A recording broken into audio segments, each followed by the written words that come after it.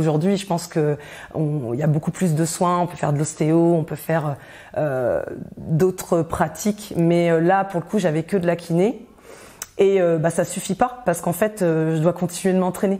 Donc en fait, je me retrouve à un moment donné à jouer avec des doubles entorses aux 2 chevilles, donc ça a craqué des 2 côtés. Je suis strappée en match et à l'entraînement aux 2 chevilles. Et mais je veux pas lâcher l'affaire parce qu'en fait, malgré ça, je continue de prendre du plaisir. J'ai mal le soir quand je rentre, je me glace, mais dans ma tête, il faut pas que ça soit un échec, il faut que j'aille au bout. Derrière, il y a certainement des belles choses qui peuvent m'attendre. Vous vous apprêtez à écouter la première partie d'un podcast des Déviations. Notre média raconte les histoires de celles et ceux qui ont changé de vie. Pour nous suivre et ne rien manquer de nos actualités, nous vous donnons rendez-vous sur notre site et nos réseaux sociaux. Abonnez-vous à notre chaîne YouTube et suivez nos podcasts sur Acast et autres plateformes de streaming. Tout de suite, un nouveau portrait, une nouvelle histoire, une nouvelle déviation. Bonjour, moi c'est Sandy, j'ai 39 ans, j'ai été chef de projet dans la tech pendant plusieurs années et aujourd'hui je suis en pleine reconversion pour mettre le sport au cœur de ma carrière professionnelle. Parle-moi un petit peu de la partie de ton enfance, déjà où est-ce que tu es née et puis après la partie de ton enfance que tu as passée en Côte d'Ivoire. Eh bien moi donc je suis née en France, en Normandie. J'ai un papa qui est ivoirien et une maman qui est normande. Donc je suis née à Rouen et en fait très vite je suis retournée en Côte d'Ivoire parce que mes parents vivaient en Côte d'Ivoire depuis quelques années. Donc moi j'y ai vécu de 2 mois jusqu'à 6 ans.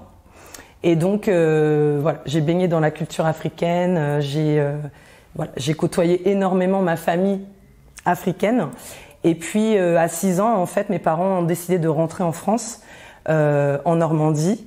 Et donc j'ai poursuivi mon enfance à Rouen, auprès de ma famille normande. Et voilà. Quand tu étais petite, elle était comment la relation avec tes parents ?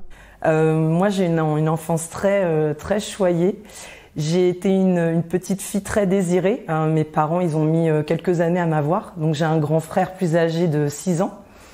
Et j'ai été tout de suite mise un peu, pas sur le devant de la scène, mais voilà, mon frère, il s'occupait énormément de moi, mes parents s'occupaient énormément de moi.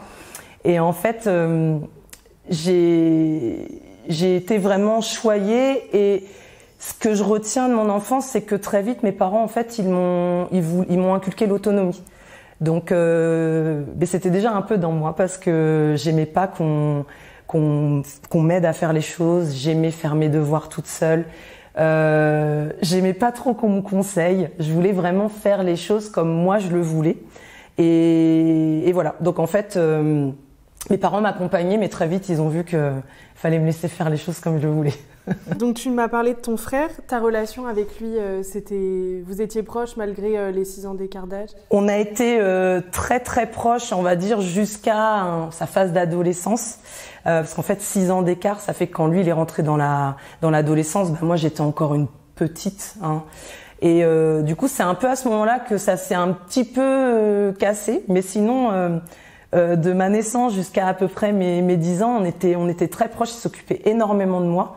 Et c'était vraiment un grand frère top, vraiment attentionné. Il jouait énormément avec moi.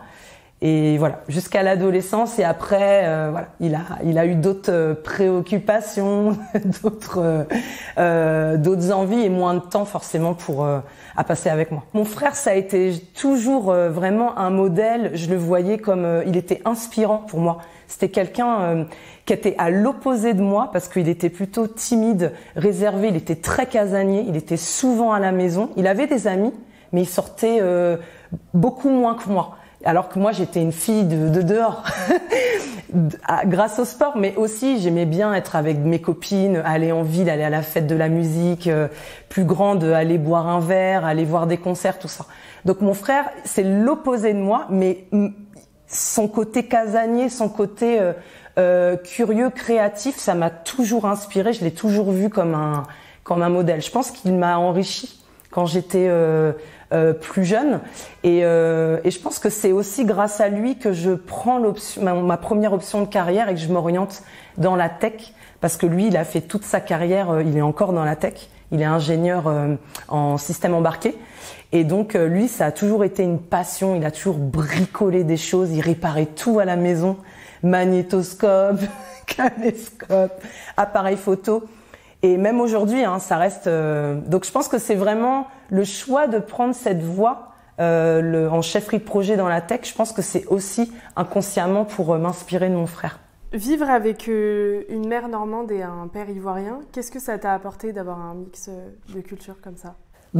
C'est riche. Parce que la chance que j'ai eue, c'est que comme j'ai vécu un petit peu en Côte d'Ivoire avec ma famille et qu'après on est rentré, j'ai déjà baigné dans la culture, donc tout ce qui est lié à les Africains, ils adorent la fête, ils adorent faire des fêtes de famille. Il y a vraiment la musique et la bouffe, si on peut le dire.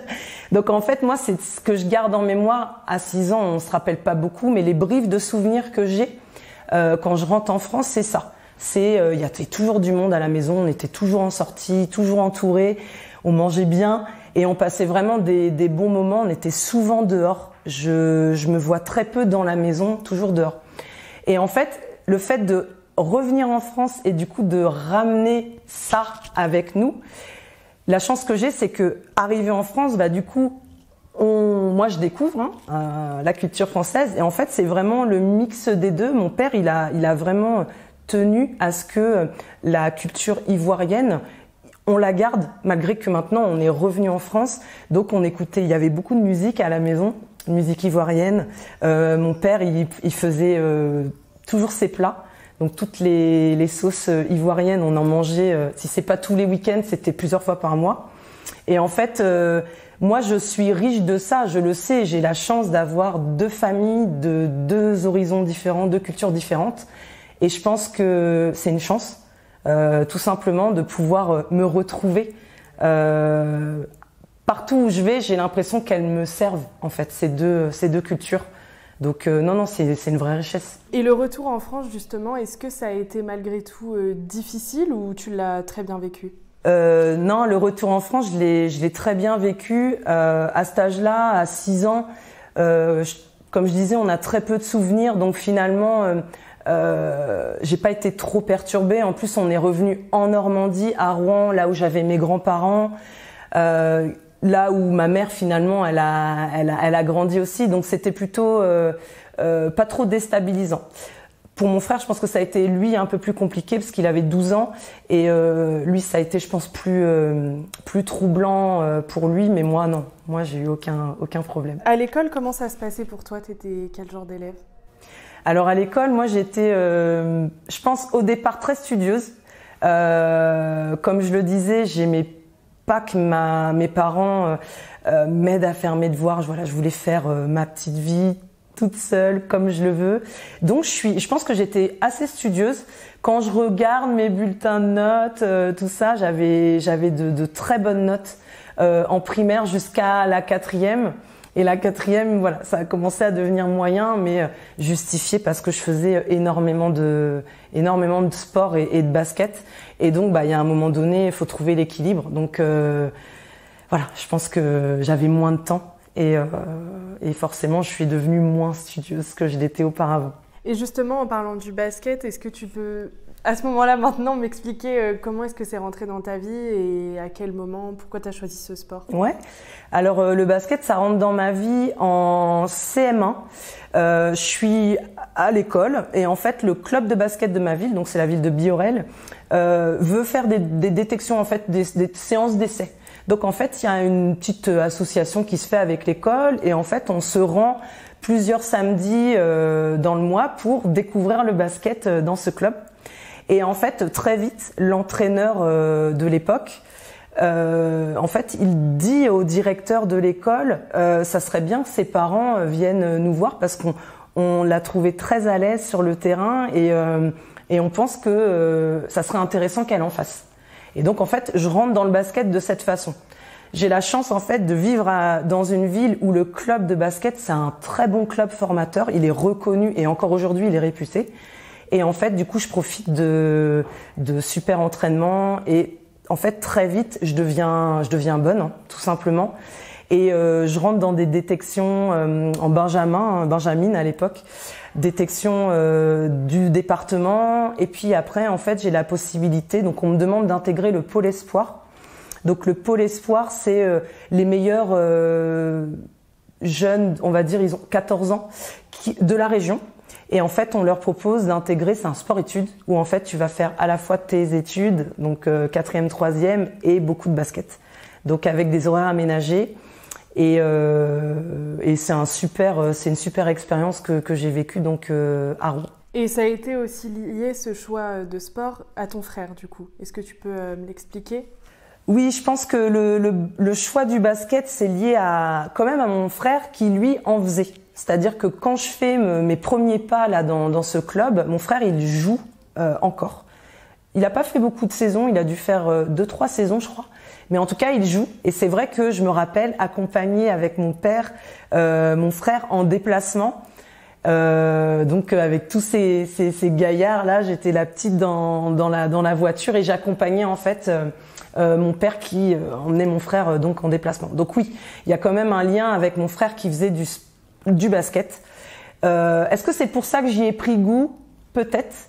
Mais en tout cas, je me suis très vite sentie très à l'aise dans le basket parce que c'est un sport d'équipe et que j'avais l'impression que j'étais un moteur en fait pour mon équipe. Je reprends sur le pôle espoir du coup, donc tu nous as dit que tu étais arrivée dedans. À switcher entre école et basket à ce moment-là quand tu étais au pôle espoir, comment ça se passait? Alors à ce moment-là, le mix des études et du basket, c'est assez bien organisé. C'est-à-dire que le sport-études, ils te mettent dans les meilleures conditions. Donc en fait, on avait cours le matin, on n'avait pas cours le mercredi, le midi. Donc moi, je rentrais chez moi, je faisais mes devoirs et après, tous les soirs, donc j'avais mon entraînement à 5h30. Donc en fait, c'est un bon compromis parce que tu vas quand même en cours, tu as du temps libre pour faire tes devoirs et après, tu as ta séance de basket qui est en plus pas trop tard. Donc je pense que c'est les meilleures conditions. Le mercredi, j'avais entraînement, une séance normale quoi l'après-midi, et après le dimanche, on avait nos compétitions en championnat de France. J'ai la chance de du coup avoir mes amis qui pratiquent le même sport que moi, qui sont avec moi tout le temps. En fait, quand tu rentres en sport-études, c'est ça qui est hyper riche, c'est qu'en fait, il y a un espèce de petit groupe, un petit cercle qui se forme, que ce soit les garçons comme les filles. En fait, on passe énormément de temps ensemble et en fait, tes amis, ça reste tes coéquipières de la semaine, même le dimanche, parce que du coup, c'était toujours ces copines-là qui étaient dans la même équipe que moi en championnat de France. Et en fait, moi, à cette époque-là, je suis hyper épanouie, parce qu'en fait, je me sens entourée, je partage la même passion que mes amis. On est comme une famille, quoi, vraiment dans ce centre de formation. Et en fait, tout est réuni pour qu'on prenne du plaisir, en fait. Donc c'est vraiment, pour moi, c'était un alignement parfait, quoi. La compétition, à ce moment-là, j'ai 2 années un peu différentes. C'est-à-dire que la première année, je suis née en 1984, donc en fait, c'est le centre de le pôle espoir, on raisonne par 2 ans. Donc quand je rentre en pôle espoir, je suis avec des plus âgés que moi. Donc je suis avec des filles qui sont nées en 83. Donc c'est un peu, il y a du challenge, quoi. Il y a de la compétition. Elles sont physiquement déjà un peu plus grandes. Elles ont 1 année de plus de basket. Et donc on sent que elles sont super, hein. Ça reste vraiment une famille. On partage énormément de choses. Mais l'entrée au pôle espoir, niveau compétition, elle est un petit peu plus difficile parce que faut que tu te mettes au niveau, faut que tu sois aussi forte que ces filles-là. C'est des modèles, mais c'est à la fois pas des concurrentes, mais voilà, il y a une compète qui s'installe à l'entraînement. La deuxième année, on fait partie des plus âgées et donc je suis avec des filles plus jeunes que moi. Donc en plus, il y a cette casquette de un peu grande sœur, c'est-à-dire on les accueille, on les aide, on les épaule, on les encourage énormément pour qu'elles aussi, elles se mettent dans le moule et que ça se passe bien, quoi. Donc la deuxième année, il y a je ressens moins de compétition, malgré que c'est une année hyper importante, puisque si tu veux rentrer en centre de formation l'année d'après, il faut que tu te donnes parce que c'est les meilleurs qui seront sélectionnés. Quand tu es en pôle espoir et en centre de formation, tu sais que dans tous les cas, c'est la compète. C'est-à-dire que à l'entraînement, il faut que tu fasses partie des meilleurs et au match, il faut que tu ailles gagner parce qu'il y a toujours un enjeu. À ce moment-là, on jouait en championnat de France. Donc c'est quand même un très bon niveau et forcément, faut se donner. Au pôle espoir, le week-end, je prends énormément de plaisir. C'est-à-dire que comme je suis entourée de mes coéquipières, c'est mes amis, on est ensemble toute la semaine. Il y a aucun stress en fait. On se connaît par cœur. Il y a des automatismes qui sont là. On sait quand quelqu'un est pas dedans, quand quelqu'un est dedans ou pas. On sait qu'on peut épauler, prendre le relais. Donc vraiment à cette époque-là, je ressens aucun stress. C'est plaisant, c'est agréable d'aller gagner des matchs. Et t'as jamais regretté d'avoir consacré autant de temps dans ta jeunesse au basket, d'avoir joué à haut niveau Ça a toujours été du plaisir et tu t'es jamais dit « Ah, peut-être que là, voilà, tous mes week-ends sont pris alors que j'aurais pu faire autre chose ». Pas du tout. J'ai toujours pris énormément de plaisir à faire du basket, en fait. Il y a une année, en fait, qui est particulière. Donc du coup en fin de troisième, donc dernière année de Pôle Espoir, je suis sélectionnée pour intégrer le centre de formation de Mondeville. Donc c'est dans la banlieue de Caen. Donc c'est à peu près 1h30 de la maison. Moi je le vis très bien. Je suis très contente d'y aller. C'est un peu une récompense finalement de déjà les 2 années passées de Pôle Espoir. C'est pour mes parents finalement que c'est un peu plus dur. Ma mère en fait, elle se retrouve presque toute seule toute la semaine parce qu'à ce moment-là, j'ai mon père qui travaille sur Paris, donc il fait des allers-retours tous les jours. Il est là le soir, quoi. Donc en fait, ma mère, elle perd entre guillemets sa fille la semaine et il y a une période où mon frère il part en stage d'études. Donc en fait, il y a quelques mois où je pense qu'elle l'a pas très bien vécu. Elle était toute seule à la maison. Bon, il y avait le chien, quoi. Mais voilà.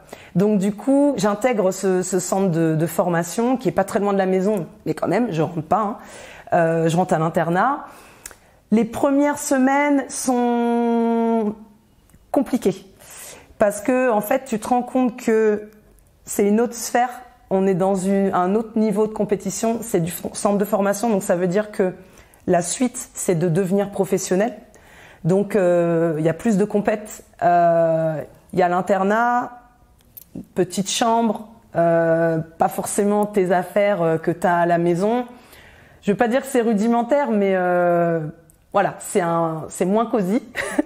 Et nouveau lycée, voilà, donc un environnement qui change énormément. Et donc les premières semaines, elles sont quand même assez compliquées. Mais très vite, je retrouve, donc je me fais des nouvelles amies, mes nouvelles coéquipières, c'est des nouvelles amies. Et en fait, je retrouve cette cohésion, le fait d'être là les unes pour les autres. Il y a de la compète, mais on joue ensemble, on partage quelque chose et on était un petit groupe là, une petite fratrie, c'était cool. À aucun moment, certains ou certaines cherchaient à mettre des bâtons dans les roues Moi, je l'ai pas ressenti, non. Il y avait de la compète, mais ça restait fraternel, si je peux dire comme ça. On jouait, dans tous les cas, c'est un sport collectif, le basket. Donc, même s'il y a des individualités, s'il y a des talents individuels qui ressortent, c'est comme ça, c'est le jeu. On gagne en équipe. C'est pas une personne contre 5 qui peut aller ramener une victoire. Donc, dans tous les cas, il y a un esprit, il y a une cohésion d'équipe et il y a vraiment un esprit de famille, vraiment autour d'une équipe de basket. Donc explique-moi, parce que c'est à partir du moment où tu étais à Mondeville qu'il y a eu les blessures.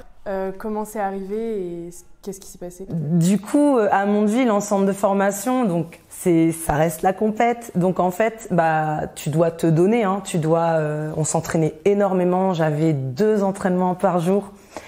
J'avais cours le matin, entraînement le midi, recours l'après-midi et j'avais mon entraînement de basket le soir à Mondeville. Et ça, lundi, mardi, jeudi, vendredi. Il y avait que le mercredi de repos et le jeudi, on était en match. Et des fois, ça m'est arrivé de jouer et le samedi et le dimanche parce que j'allais doubler avec l'équipe Espoir.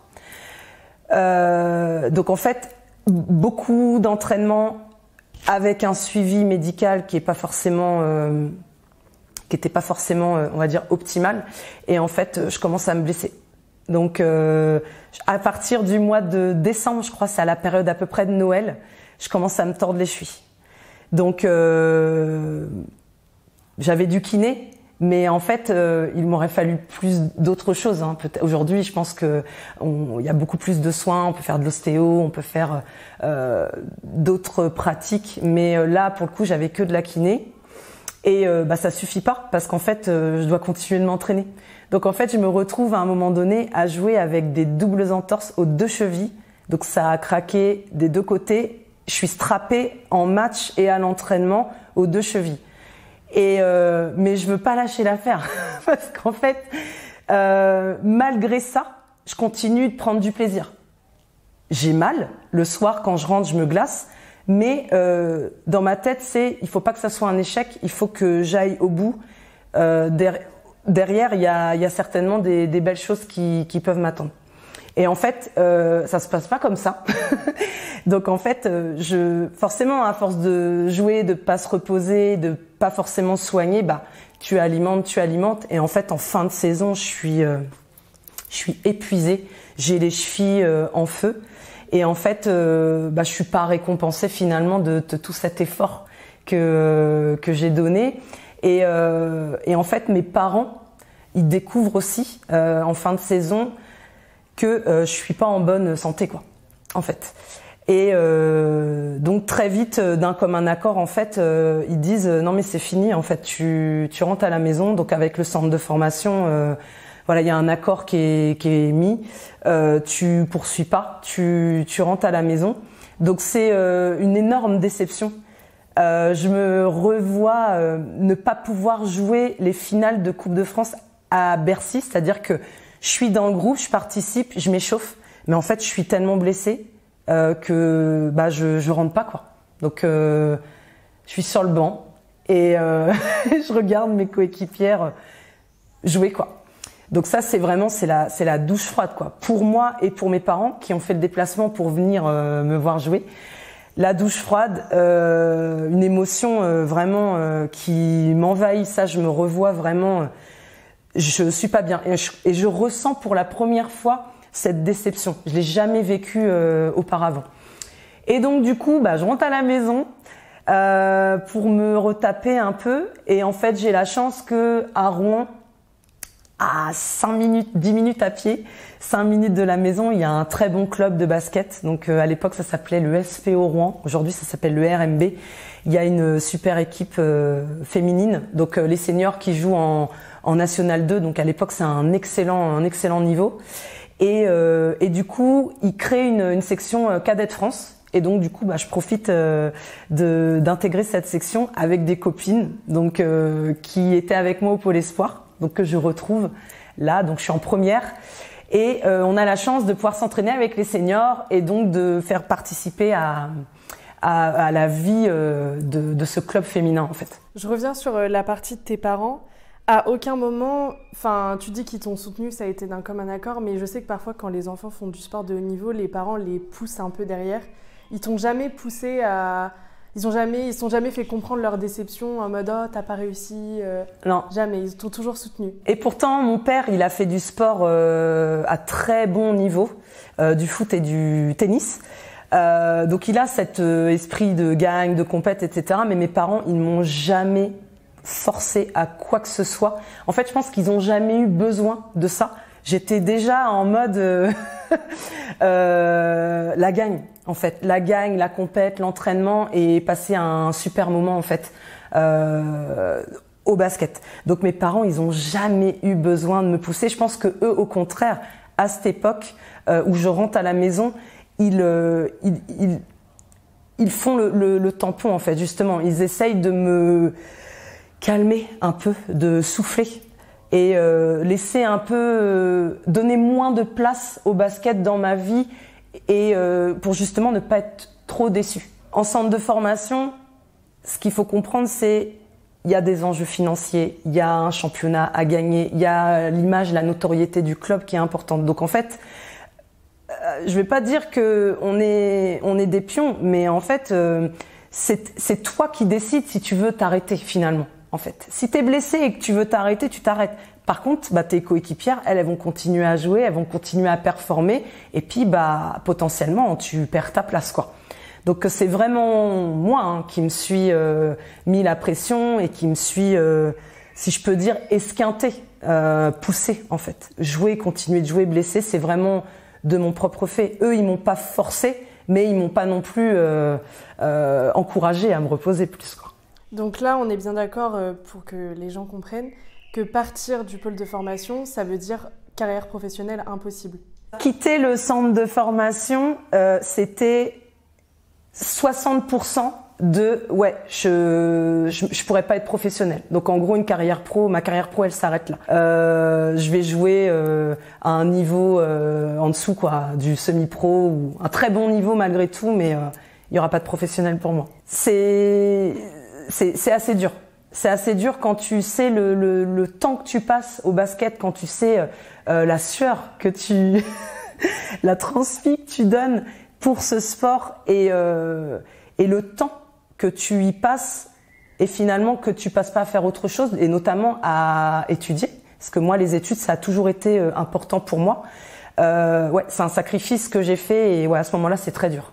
Je reviens sur le club de Rouen. Donc tu nous as dit que tu l'as intégré en revenant chez tes parents.